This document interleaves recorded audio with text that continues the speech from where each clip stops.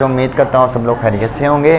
अल्लाह पाक आप सब पर अपना करम रखे, आमीन। तो बेटा जैसा लास्ट टाइम आप लोगों ने यूनिट नंबर 2 हमने स्टार्टअप किया था और उसको एंड किया था, तो आज हम बेटा चैप्टर नंबर 3 की जानिब आते हैं। Let's start our new chapter of physics. तो बेटा आप लोगों ने मैकेनिक्स की डेफिनेशन के रिलेटेड पढ़ा था ना कि branch of physics deal with the study of motion and cause of object. ठीक है कि मोशन का काज किसी ऑब्जेक्ट के ऊपर क्या होता है या बॉडी मोशन में क्यों जाती है। ठीक है बेटा, चैप्टर नंबर 2 में हमने पढ़ा था काइनेमेटिक्स में। अब देखें मैकेनिक्स की 2 ब्रांचेस थी, तो हमारे 2 यूनिट्स का नाम इन 2 ब्रांचेस के ऊपर है। Number 1 is kinematics, number 2 is dynamics. Mechanics में हमने पढ़ा था कि branch of mechanic deal with the study of motion of an object without discussing its cause, के काज को जानने बगैर जब मोशन की स्टडी की जाती है तो बेटा आपके पास वो काइनेमेटिक्स बनती है। और जब उसके कॉजेज और इफेक्ट्स ऑफ मोशन को भी जब स्टडी करते हैं दैट इज कॉल्ड डायनामिक्स। तो लेट्स कम टू बेटा topic that chapter number 3 is dynamics.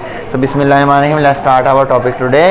तो डेफिनेशन सबसे पहले बेटा बात करते हैं कि mechanics it is a branch of mechanics that deal with the study of motion of an objects and its causes and its effective. तो अगर इसके एग्जांपल की बात करूँ कि गाड़ी रोड पे चल रही है, रीज़न क्या है जी? Due to the fuel, due to the energy, due to some force, due to that phenomena. कोई फिनोमिना पुत्र कोई भी हो सकता है। ठीक है, अच्छा बेटा वो जो फिनोमिना है ना हम उसकी बात करते हैं दैट इज़ द फोर्स। वो कौन सा फिनोमिना होगा बेटा? फोर्स का फिनोमिना होगा। बच्चों फोर्स में हम लोग 4 चीज़ें पढ़ते हैं। Force is a phenomena that moves or tends to moves, stops or tends to stop the motion of an object. के फोर्स में हम 4 चीज़ें पढ़ते हैं। या तो फोर्स किसी बॉडी को हरकत करवाती है या हरकत की जानिब लेके आती है।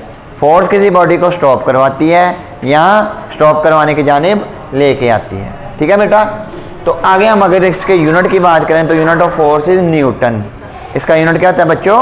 न्यूटन होता है। पेज नंबर 52 है आपकी बुक का। ठीक है बेटा, पेज नंबर 52 के ऊपर अगर आप देखें तो आपके पास ऊपर एक छोटा सा पैराग्राफ लिखा होगा, उसमें आप लोगों की एग्जांपल भी दी गई होंगी। ठीक है, व्हील और ट्रॉली, ये जैसे मिस्त्री वगैरह या मजदूर वगैरह ईंटें उठाने वाले ट्रॉली में उठा के लेके जाते हैं। ठीक है बेटा, वो due to the pushing and pulling की वजह से जाता है, वो फोर्स का फिनोमिना होता है। वो एग्जाम्पल आप लोगों ने पढ़नी है पेज नंबर 52 के ऊपर। और इसी तरह कॉन्सेप्ट ऑफ फोर्स वाला टॉपिक भी उधर गिवन है पेज नंबर 52 के ऊपर ही। तो let's discuss the unit of the force that is Newton. And अगर हम इसकी डेफिनेशन के बारे में बेटा बात करें तो force will be 1 newton when object cover the distance of 1 metre in the direction of force. के फोर्स 1 न्यूटन उस वक्त होगी कि जब कोई बॉडी 1 मीटर डिस्टेंस कवर करे किसी उसके डायरेक्शन में। किसकी डायरेक्शन में बेटा?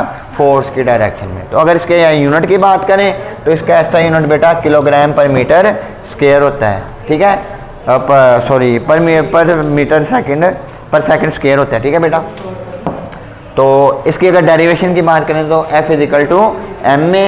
एक्सेलरेशन का आपको डेफिनेशन फेमिलियर है, वेलोसिटी की चेंजिंग टाइम के अकॉर्डिंग। आप लोगों को ये फार्मूला लास्ट टाइम ड्राइव करवाया था, तो इसको एक मरतबा फिर डिस्कस कर लेते हैं। तो वेलोसिटी, डिस्प्लेसमेंट और टाइम की चेंजिंग। ठीक है बेटा, इनका यूनिट मीटर पर सेकंड। ठीक है, मैस किलोग्राम में। ये 2 इक्वेशंस नाम दे दी 2 और 3, इसको 1 में पुट किया। ठीक है बेटा, तो ये आप लोग के पास आ गया एक्सेलरेशन = मीटर पर सेकंड स्क्वायर बन गया। ठीक है, और इस वाली इक्वेशन को मैथ की जगह पुट किया तो किलोग्राम मीटर पर second square. It's mean that Newton और फोर्स बराबर होते हैं और दोनों का यूनिट क्या होता है?